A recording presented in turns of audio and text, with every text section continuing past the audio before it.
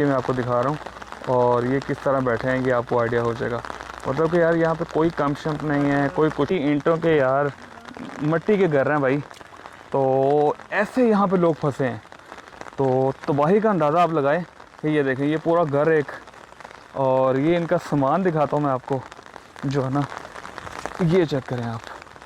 मतलब कि यार ये इनका ये सामान देखें, मतलब कि घर गिर गए हैं और इन्होंने अपना सामान यहाँ पे रखा है और वो भी बारिश हो रही है भाई। और बाबा जी कैसे बैठे हैं वो भी आपको दिखाता हूँ मैं। ये देखिए, ये घर था पूरा प्रॉपर एक। अंदर से ये भी डैमेज है, गिरने का खतरा है, इसलिए इधर ना पीछे से। अस्सलाम वालेकुम। और की हाल है? थोड़ा सा ठीक हो?